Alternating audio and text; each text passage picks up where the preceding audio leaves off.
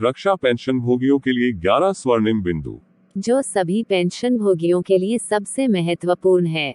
Number 1, pension भोगी की पत्नी को पेंशन का भुगतान तभी किया जाएगा जब उसका नाम और जन्म तिथि पीपीओ में उल्लिखित हो और बैंक खाते में उसके नाम और जन्म तिथि से मेल खाती हो।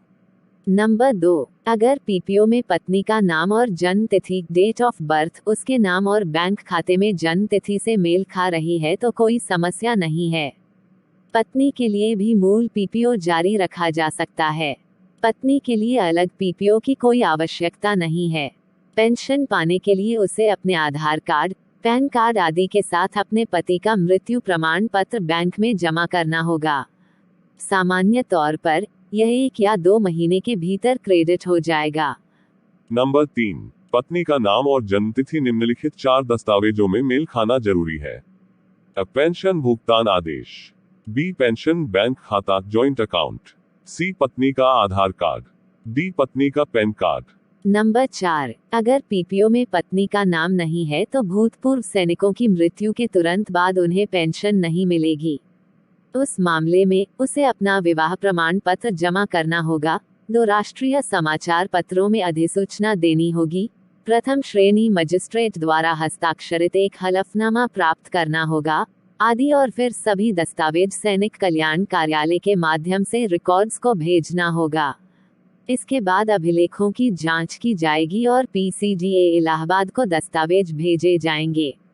पीसीडीए परिवार पेंशन को मंजूरी देते हुए शुद्धिपत्र पीपीओ कोरेजेंडम पीपीओ जारी करेगा। शुद्धिपत्र पीपीओ प्राप्त करने में कम से कम 1 वर्ष का समय लगेगा। इसके बाद उसे बैंक जाना होगा और पेंशन पाने के लिए सभी दस्तावेज जमा करने होंगे। सभी दस्तावेजों को सही ढंग से जमा करने के बाद पूरी प्रक्रिया में कम से कम 1 साल लग जाएगा।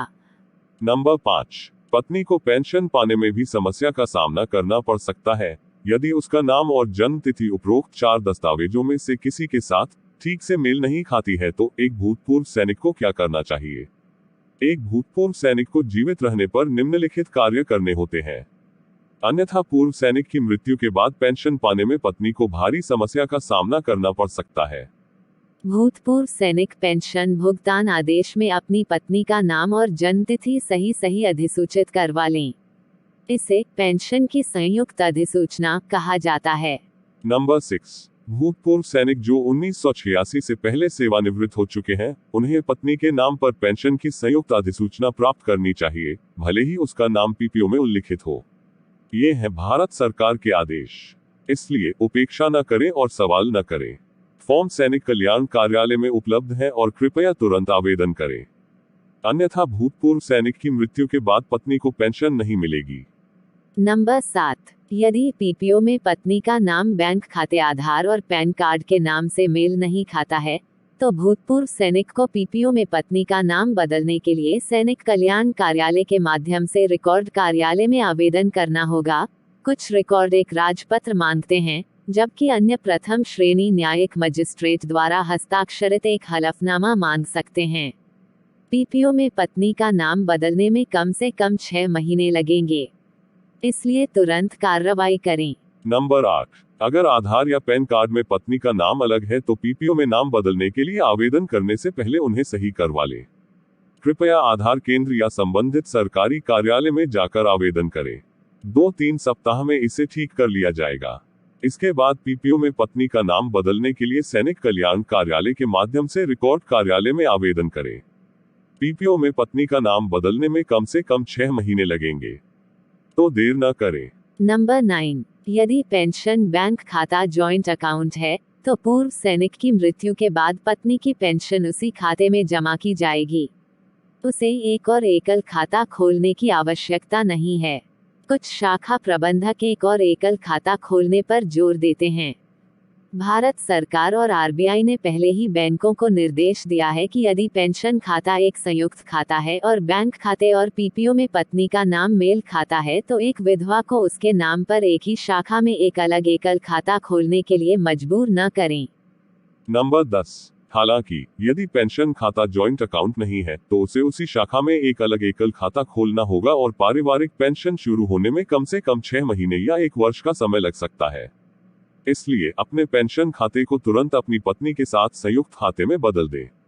इसलिए कृपया अपनी पत्नी को कठिनाई से बचाने के लिए तुरंत निम्नलिखित उपाय करें।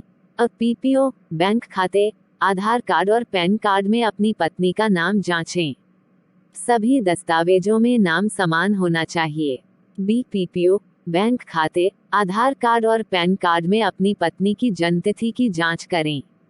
ये सभी दस्तावेजों में समान होना चाहिए। सी पेंशन खाता आपकी पत्नी के साथ जॉइंट अकाउंट होना चाहिए। यदि इसे जॉइंट अकाउंट में परिवर्तित नहीं करते हैं तो आपकी पत्नी को पेंशन पाने में कठिनाइयों का सामना करना पड़ सकता है। कृपया अपना मूल ओरिजिनल और शुद्ध पत्र पीपीओ कोरेजेंडम पीपीओ यदि जारी किया गया है तो उसे सुरक्षित रखें।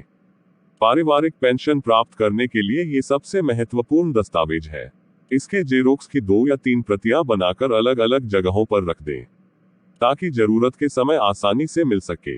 नंबर 11, यदि आप स्पर्श नई शुरू की गई रक्षा पेंशन प्रणाली के माध्यम से पेंशन प्राप्त कर रहे हैं तो अपनी पत्नी को स्पर्श उपयोगकर्ता और पासवर्ड के बारे में बताकर रखें तथा इसे डायरी में लिखकर भी रखें।